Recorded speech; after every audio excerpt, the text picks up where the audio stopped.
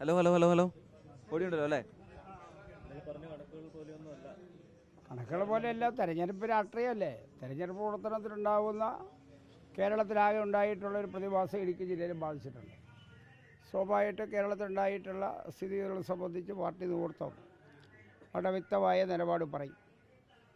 അതിന് വ്യത്യസ്തമായി ഇടുക്കി ജില്ലയുടെ ഏതെങ്കിലും പ്രത്യേകമായ സവിശേഷമായ സാഹചര്യം ഈ തെരഞ്ഞെടുപ്പ് പരാജയത്തിൻ്റെ കാരണമായി ഇപ്പോൾ വിലയിരുത്താൻ കഴിയില്ല. തീർച്ചയായും തെരഞ്ഞെടുപ്പിൻ്റെ സ്ഥിതി സംബന്ധിച്ച് പരിശോധിക്കും. പരിശോധനയുടെ അടിസ്ഥാനത്തിൽ വന്നിട്ടുള്ള കുറവുകൾ ഏതാണെന്ന് കണ്ടെത്തും, പരിഹരിക്കപ്പെടും.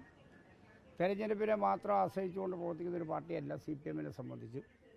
CPM ഏറ്റവും ഉയർന്ന രാഷ്ട്രീയ സമരം എന്ന രൂപത്തിൽ തെരഞ്ഞെടുപ്പെ കാണുന്നു. ആ തെരഞ്ഞെടുപ്പിൻ്റെ രാഷ്ട്രീയത്തിൽ മുന്നോട്ട് വെക്കുന്ന വിഷയങ്ങൾ ജനങ്ങൾ അവതരിപ്പിക്കുന്നു. അതിന് മേൽക്കൈ കിട്ടാതെ വരുമ്പോൾ ഉണ്ടാകുന്ന സ്വാഭാവികമായിട്ടൊരു പ്രതികരണത്തിനപ്പുറമായി ഈ തെരഞ്ഞെടുപ്പെ കാണേണ്ടതില്ല. കേരളത്തിലാകെ ഉണ്ടായിട്ടുള്ള തിരിച്ചടിയുണ്ടല്ലോ, അത് സംബന്ധിച്ച് സംസ്ഥാന നേതൃത്വമാണ് അഭിപ്രായം പറയേണ്ടത്, അവർ ആധികാരികം പറയട്ടെ.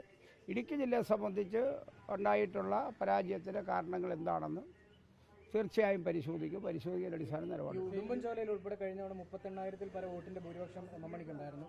ഇത്തവണത്തെ സ്ഥാനാർത്ഥി നിർണ്ണയത്തിൽ എന്തെങ്കിലും അതൊന്നും അങ്ങനെ ഇപ്പോൾ വിലയിരുത്താൻ പറ്റില്ല. കേരളത്തിലിപ്പോൾ മന്ത്രിമാരിലായിട്ടുള്ള ഒരുപാട് ആളുകൾ ഇപ്പോൾ പുറകെ പോയിട്ടില്ലേ. അതിന് ഏതൊരു സ്ഥാനാർത്ഥിയെ അടിസ്ഥാനപ്പെടുത്തി, ഒരു വ്യക്തിയെ അടിസ്ഥാനപ്പെടുത്തി എടുക്കേണ്ട കാര്യമില്ല. സ്ഥാനാർത്ഥികളെല്ലാം ഒരു പ്രതീകങ്ങൾ മാത്രമാണ്, ആശയത്തിന് വേണ്ടിയാണല്ലോ ഉയർത്തുന്നത്.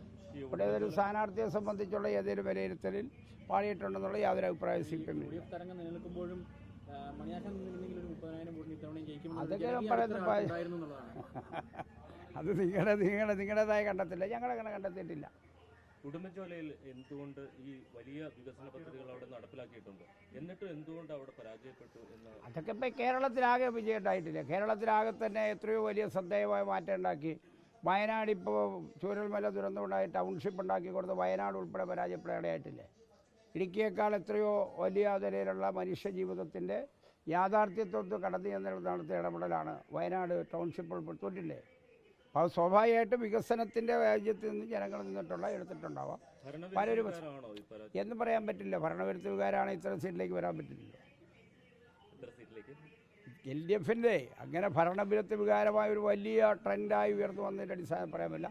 അതൊക്കെയാണ് പറയേണ്ടത് പാർട്ടി സംസ്ഥാന നേതൃത്വമാണ്. ഞാൻ ഇടുക്കി ജില്ലയുടെ കാര്യത്തെ സംബന്ധിച്ച് പറയുന്നത് നമ്മൾ ഭൂപ്രശ്നം പരിഹരിച്ചു, പല വികസന പദ്ധതികളും കൊണ്ടുവന്നു. പ്രധാനപ്പെട്ട പ്രശ്നം എന്ന് പറഞ്ഞാൽ ഭൂപ്രശ്നം പരിഹരിച്ചു എന്നുള്ളതായിരുന്നു.